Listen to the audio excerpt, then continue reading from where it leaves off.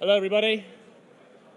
Could you please take your seats and wait with bated breath for the Economic Outlook 2014. Some of you, if you've been looking at CNBC, which I represent, my name's Steve Sedgwick, may have already seen some of the headlines from the Economic Outlook. I'm told it's going to be a bestseller already, 326 pages long. One reviewer has already said that it's going to get the top of the rankings ahead of Capitalism in the 21st Century from Thomas Piketty. No mean feat at the moment. One reviewer said it's got thrills, spills, exciting plot twists, and a cliffhanger storyline. But that's enough on the chapter on the Eurozone. Okay, I'm going to welcome to the podium Secretary General OECD Angel Gurria, and then Rintaro Tamaki, the Deputy Secretary General, who will talk us through the key highlights of this Economic Outlook 2014. Thank you so much, Mr. Sedgwick. I do hope it becomes a bestseller, basically because it's the first one in a long series which is looking at the short-term future with much greater optimism than the ones before. Now, ladies and gentlemen, Deputy Secretary General Tamaki had a quiet and happy life. He was in charge of the development cluster, and he was in charge of all the environmental work of the OECD, and he was overseeing these two very critical areas. But then suddenly, Prime Minister Renzi of Italy thought that our chief economist, Mr. Pier Carlo Padoan, could make a very good Minister of Finance of Italy. So he snatched him away, and now we are without a chief economist. And given his prestige and given his stature and the fact that he's internationally very well known and respected, we asked Mr. Tamaki, formerly the Deputy Finance Minister of Japan, to please take over as chief economist of the OECD, at least as acting chief economist. So I will now ask Mr. Tamaki to please take over and present to us how the OECD looks at the world. So please, any complaints you have, you address to Mr. Tamaki. Any praise you have, you can address to me. Thank you very much. Please.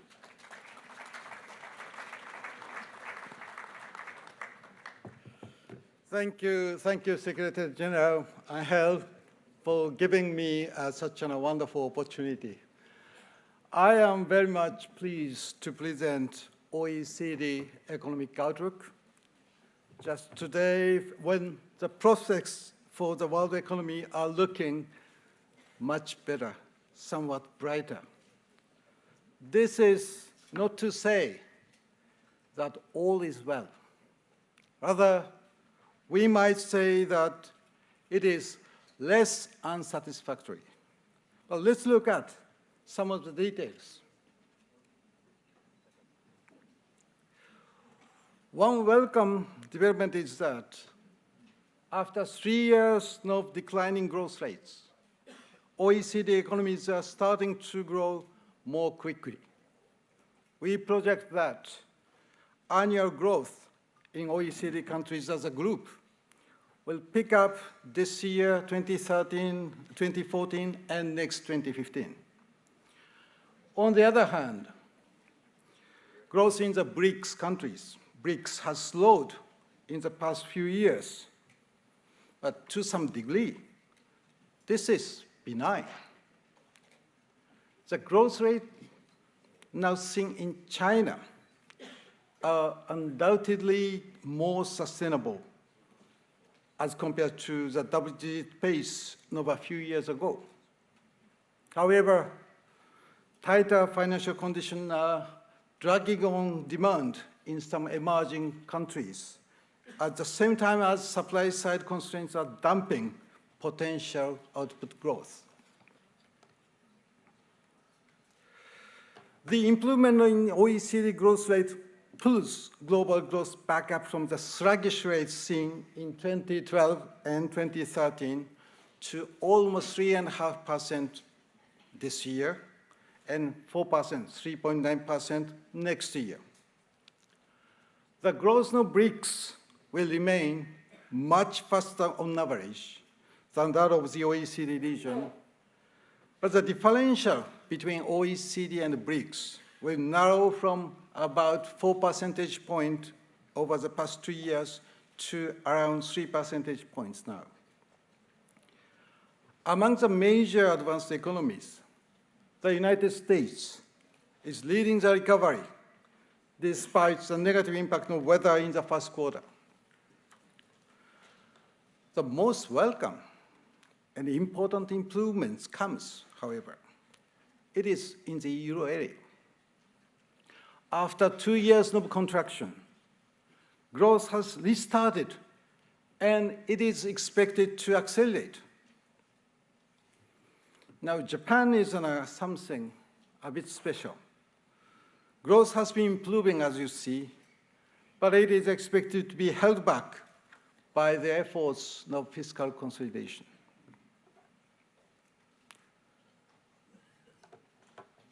The engine of global growth has been running sluggishly in recent years, as some of the main cylinders have been misfiring. Among these, the investment and trade cylinders, these two important cylinders, have been notably out of tune. As shown in the chart here, the volume of fixed investment in the major advanced economies is still below pre-crisis peaks some 7 years on. We have some indications that the investment is picking up in advanced countries. There has also been some improvements in the growth of trade in recent quarters, especially in advanced economies. We expect trade growth rates to rise gradually towards their pre-crisis pace. All in all, the cylinders of investment and trade, they are now warming up, even if they are not yet running at a normal cruising pace. What accounts for the pickup in advanced economies? Favorable financial conditions are one factor. The chart on the left side shows financial conditions have eased upwards in the US and Japan since 2012. In the euro area, however, they are little changed over the last year. Perhaps another appreciation of the euro has prevented the index, financial index, from rising further. The euro area not only has less an improvement in financial conditions overall, but also variation among member countries, among euro member countries. The right-hand chart shows bank lending rates to firms in selected euro area countries. There is some good news here. Lending rates to the firms have been declining in most countries and are low in the core countries.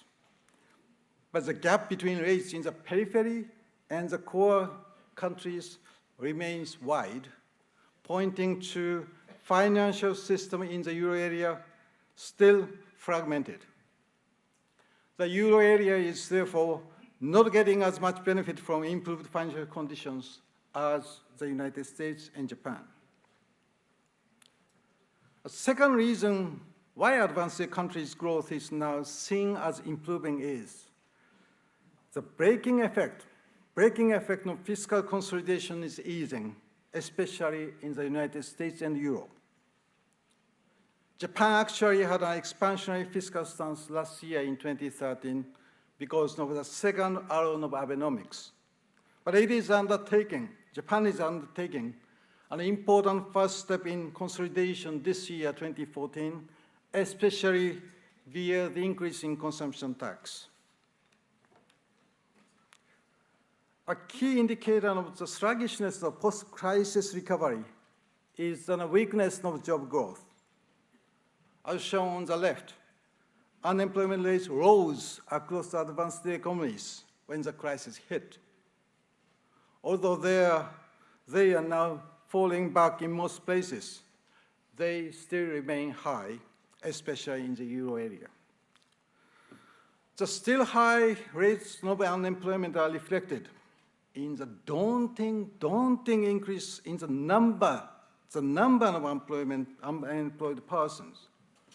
The right-hand chart here shows some 47 million people.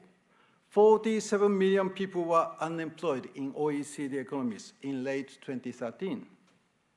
This is an increase of 14 million from mid-2007. This is a good reminder that road back to full employment is a very long way. Now, let me mention a couple of prominent risks. If anything, there appear to be fewer, I'm happy to say, fewer major threats to the world economy than in the past 2 years or so. This is quite welcome. Nonetheless, we recognize that dangers for our improved outlook remain. For one thing, there are geopolitical tensions in various parts of the world which have the potential to disrupt global economic growth I described. The worsening of tension in Ukraine started at the beginning of this year is an quite obvious example. Setting aside this class of risks like geopolitical risks, let us turn to some of the most salient worries that we see at the moment. One risk that come to the fore is a possibility of the euro area falling into deflation. That is a negative inflation or continuous decline in the price level. Over the past couple of years, inflation has been declining and is now dangerously close to zero.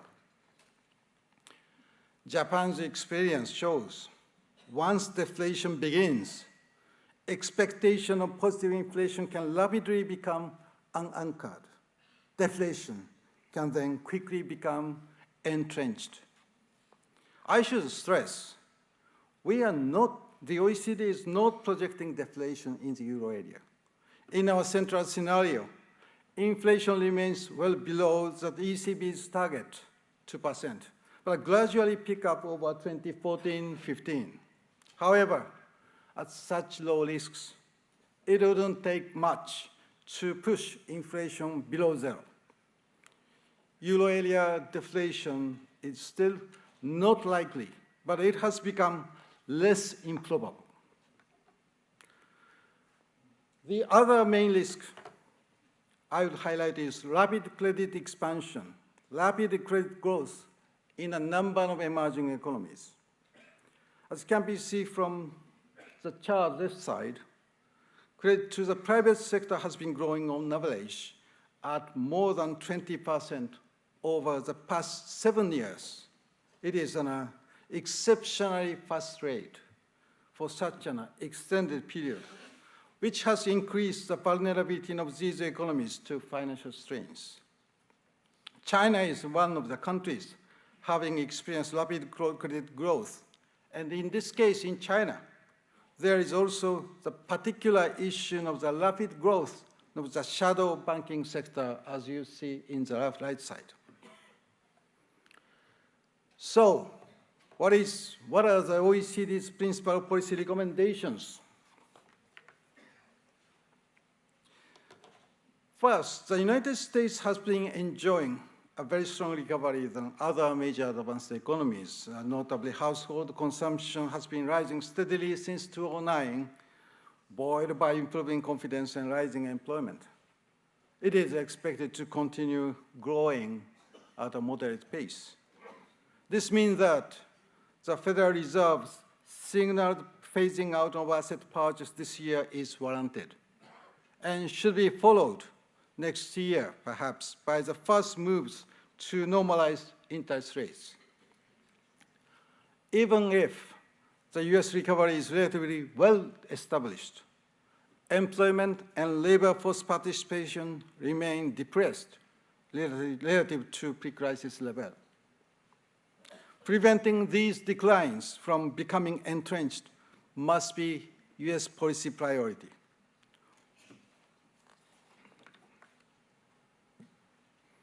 By contrast with the United States, the recovery is less well established in the euro area. In much of the Eurozone, unemployment is very high and output gaps are large. One worrying development is the contraction of credit is showing almost little sign of easing. A major priority is therefore to sustain demand via a further easing of monetary policy. The ECB, European Central Bank, should take new actions to bring inflation more decisively towards target. It should also be ready for additional non-conventional stimulus if inflation were to show no clear sign of returning there. At the same time, further progress on financial sector reform is needed to repair the transmission channel of monetary policy. In this context, a credible asset quality review, AQR, followed by robust stress tests will be key. Banks with identified capital shortfalls, they must then be swiftly recapitalized or, if necessary, closed. There have been significant improvements in the performance of the Japanese economy over the last year.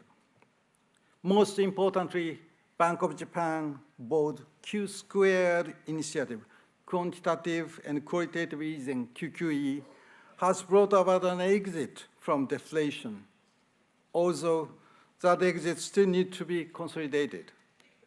The Bank of Japan must stay the course on asset purchase until the inflation target is achieved, and the inflation expectation is anchored around the target rate, around 2%. Growth has also picked up with an especially welcome upturn in business investment.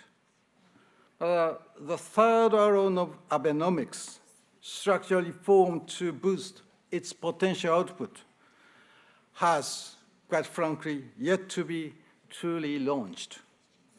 The determination expressed by Prime Minister Abe this morning to undertake bold reforms, it is, in this sense, particularly welcome. Given high and sterilizing public debt, Japan also needs a fourth arrow, steadfast fiscal consolidation.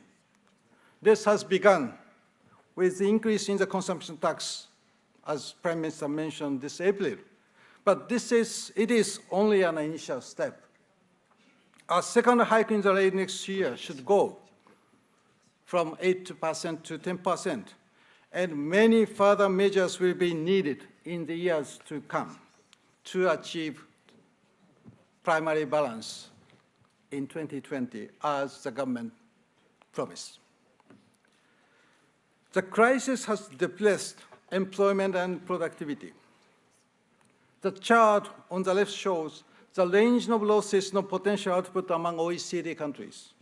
For the OECD as a whole, potential output is nearly 4% below where it would have been if pre-crisis trends has continued. Part of the lost potential comes from a rise in structural unemployment, shown on the right-hand side. These structural scars underscore the need for structural measures to heal them. It is also not only the OECD economies that need more ambitious structural reforms. The extent of the fall in potential growth rate in recent years in the BRICS underlines the fact that these countries, BRICS, also require structural reform actions to boost its productivity and employment. The need for additional structural reform efforts in both advanced and emerging economies alike. It has been recognized as an important decision of the G20 at its February meeting of finance ministers in Sydney. G20 ministers undertook to outline growth strategies this year with new measures sufficient to raise aggregate G20 GDP by 2% in 2018 relative to a baseline we share. Now we conclude. I like to just reiterate three main messages of this economic outlook. First, global growth is expected to strengthen in 2014-2015, though to a pace that remains moderate. In a welcome shift, the advanced economies are driving much of the pickup in global growth this year and next. The second, as always, the outlook is beset by risks, which could slow down or delay the recovery.